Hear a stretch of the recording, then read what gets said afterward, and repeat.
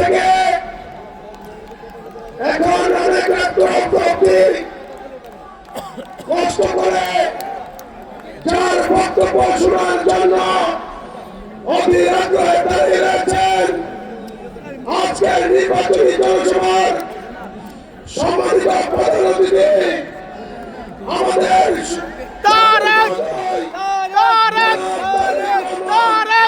আপনাদের সামনে মূল্যবান বক্তব্য রাখেন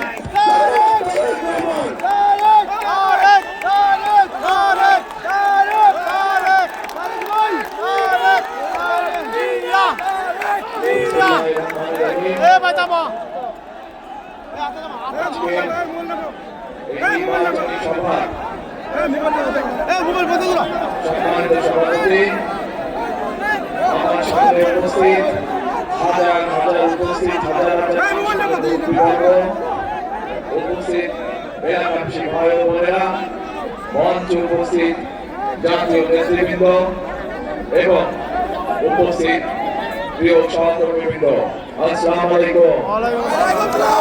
আসসালামু আলাইকুম। ভালো আছেন সবাই? আলহামদুলিল্লাহ। এই যে এখানে একত্রিত হয়েছেন হাজার হাজার মানুষ, আমি আছি আলহামদুলিল্লাহ।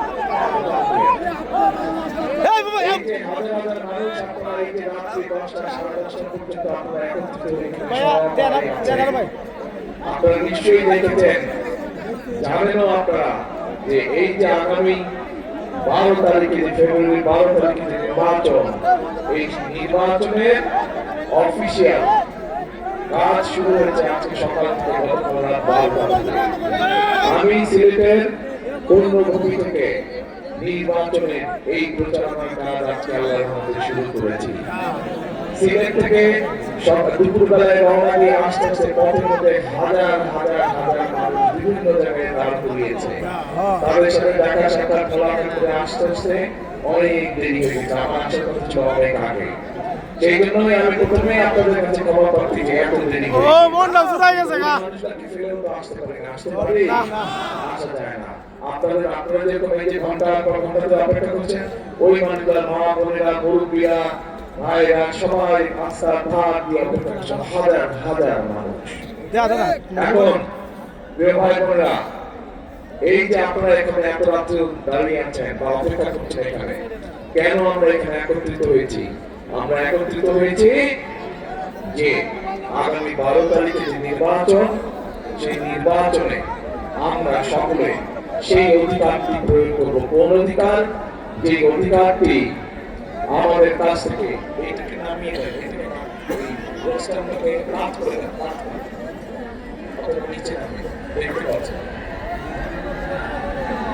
ঠিক আছে?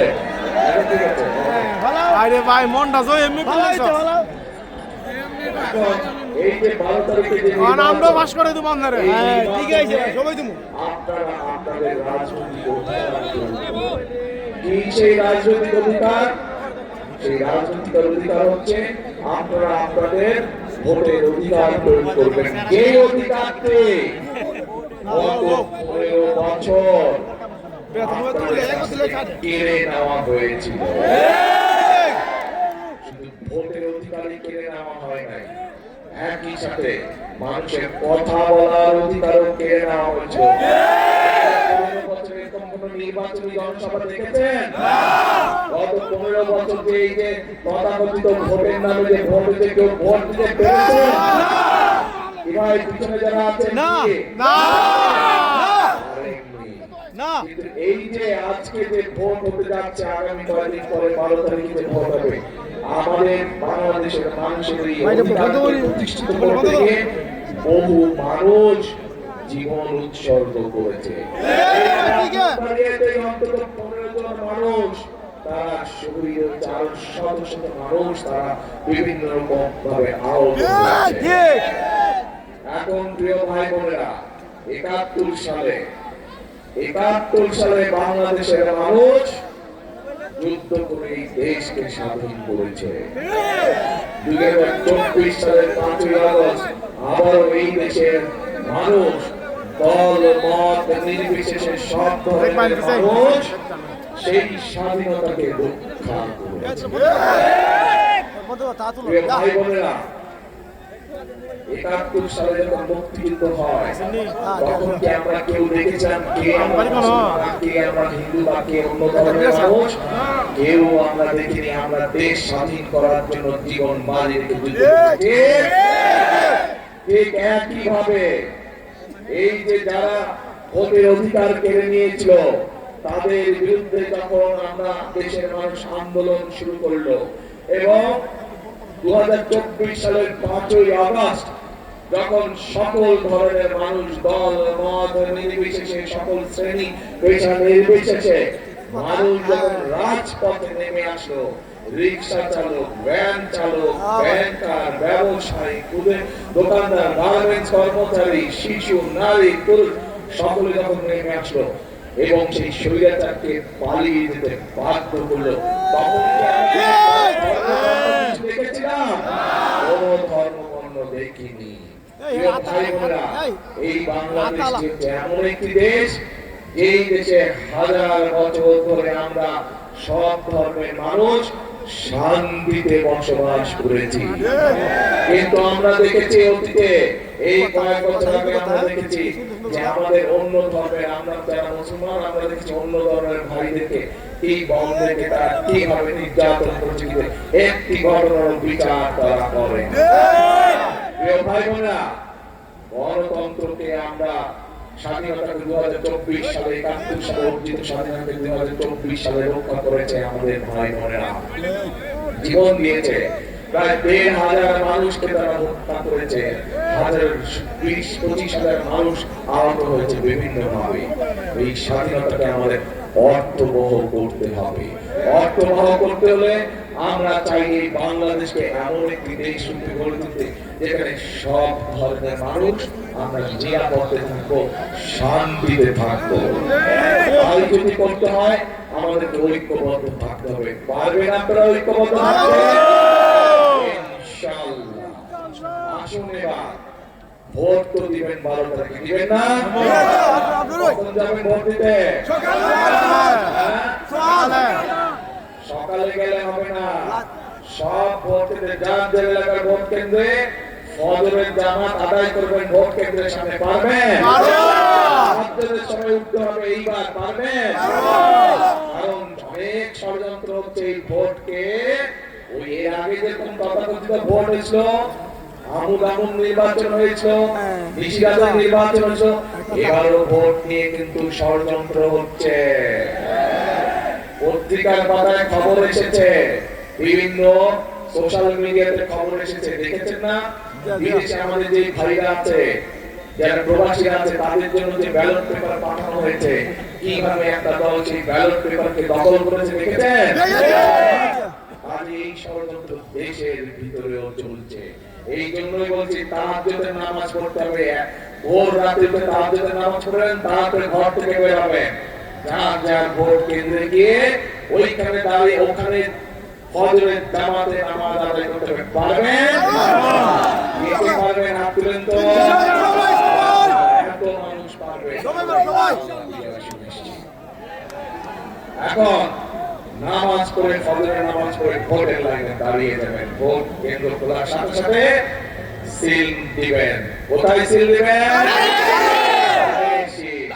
একই সাথে ধানের শীষের সাথে আমাদের এখানে দুজন সহকর্মী আমাদের আছে যারা আন্দোলন সংগ্রামে আমাদের সাথে ছিলেন। একজন হচ্ছে আমাদের খেজুর গাছ, একজন হচ্ছে খেজুর গাছ আমাদের, আরেকজন হচ্ছে মাতাল আমাদের সাথী সাহেব। এনারা দুইজন আমাদের সাথে ছিলেন, সংগ্রামে ছিলেন। কাজেই মাতাল হিসাবে ধানের শীষ হিসেবে ধানের শীষের সহকর্মী ওনারা, ধানের শীষের ভাই ওনারা। কাজেই ধানের শীষের যত নেতা কর্মী আছে, ধানের শীষের যত ভাইরা আছে, তাদের সকলের দায়িত্ব হচ্ছে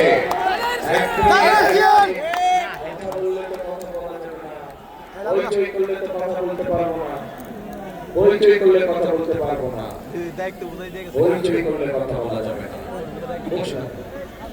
একই সাথে ধানের শীষের প্রার্থীরা তো আছে, এই যে দেখলেন আপনারা, এই সবগুলো মানুষকে কেন জিতাতে হবে?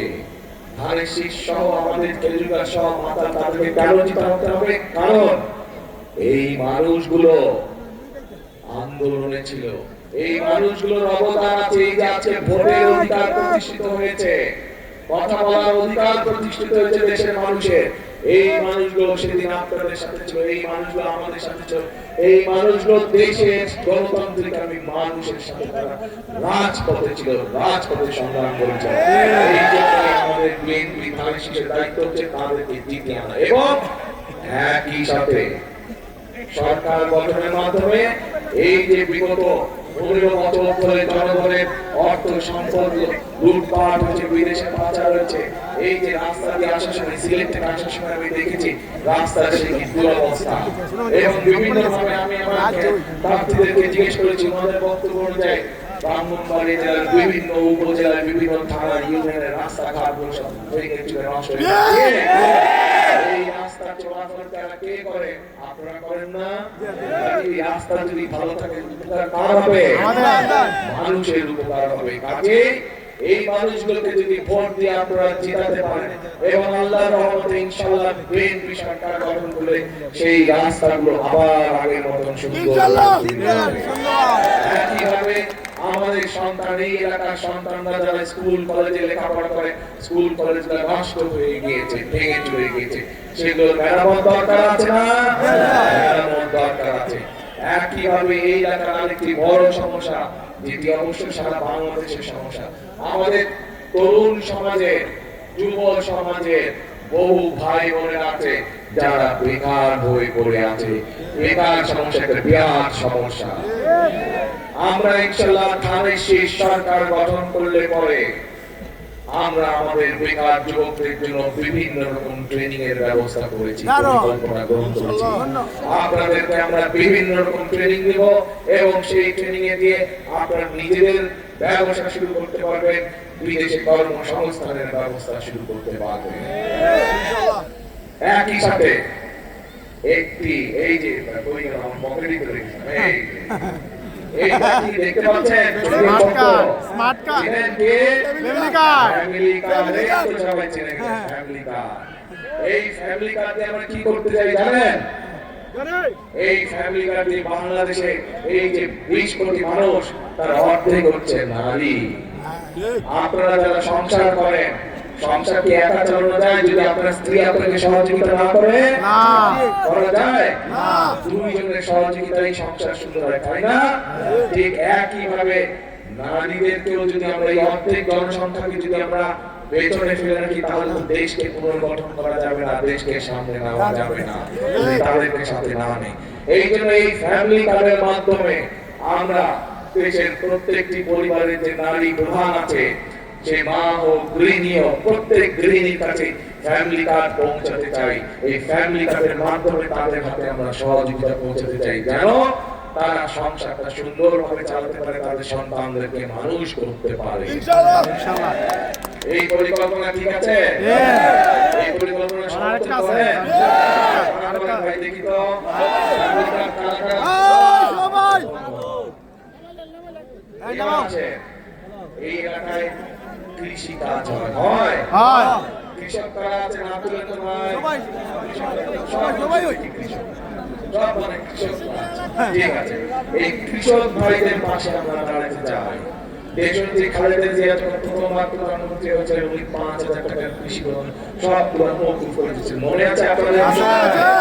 একই সাথে 10,000 টাকা কৃষি লোন যাদের ছিল তাদের সুদ মওকুফ করে দিয়েছিলেন, 25 বিঘা পর্যন্ত কৃষি জমির খাজনা মওকুফ করে দিয়েছেন। আমরা সেই কৃষক ভাইদের পাশে আবারও দাঁড়াতে চাই। যেভাবে শহীদ জিয়া খাল খনন করে কৃষকদের সেদের সুবিধা করে দিয়েছে, যেভাবে খালেদা জিয়া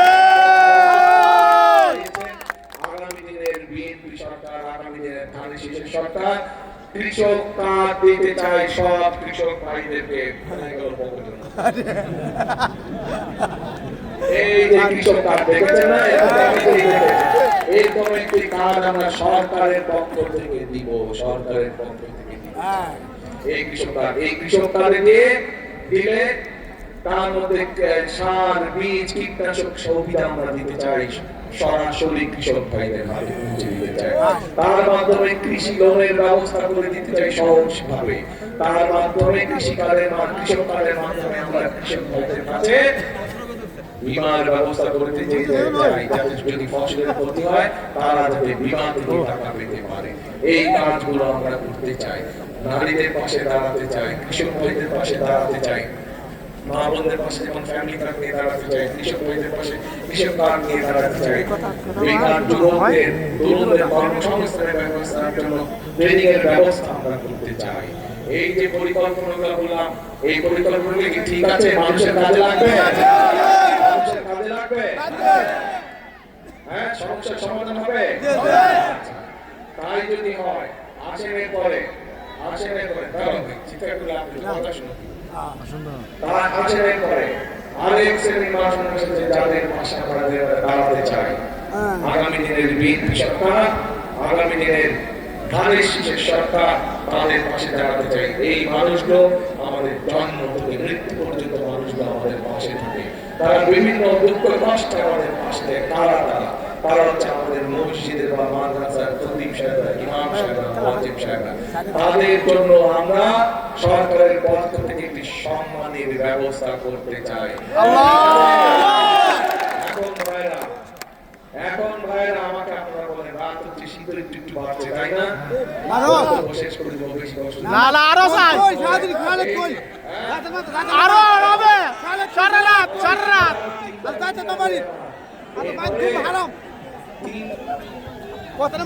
মানি না, আমরা দেরি করছি, আমরা চাই থাকতেন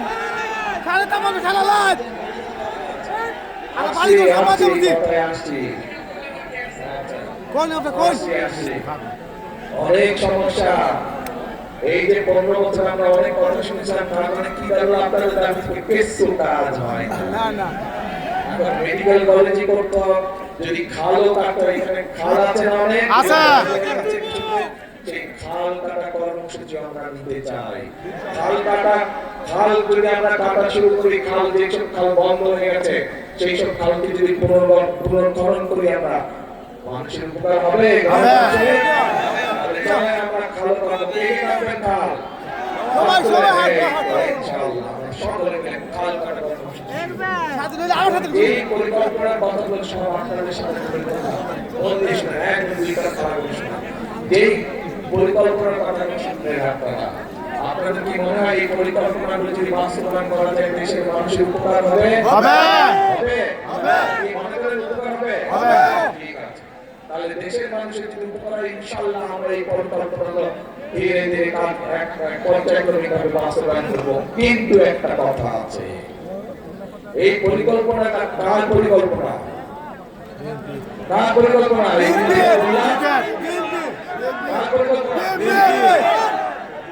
এই পরিকল্পনা বিএনপির পরিকল্পনা, ধানের শীষের পরিকল্পনা। এক মিনিট দাঁড়াও।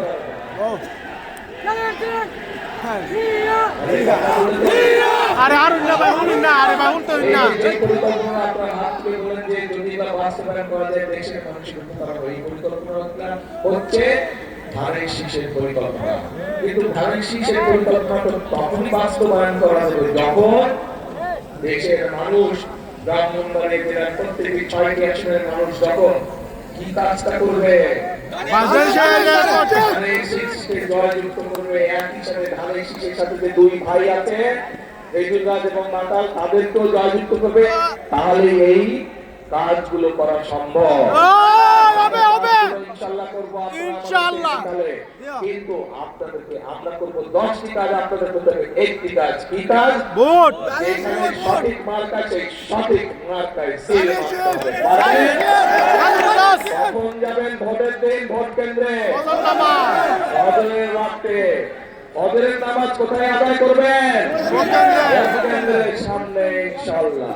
তাহলে কথা হলো একটাই, এখন মন্দির শোনেন কি বলে, কথা হলো একটাই, করব কাজ, করব দেশ।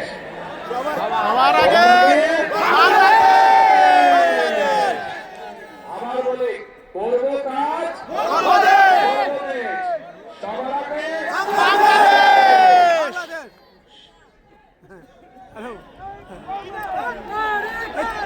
তাহলে আজ এই পর্যন্ত এই কথা থাকলো, কিন্তু কাজ আমাদের সকলকে করতে হবে। আপনাদের প্রথম কাজ ধানের শীষ এবং মাতাল এবং খেজুর গাছের গাছ উঠতে পারবেন, পারবো ইনশাআল্লাহ।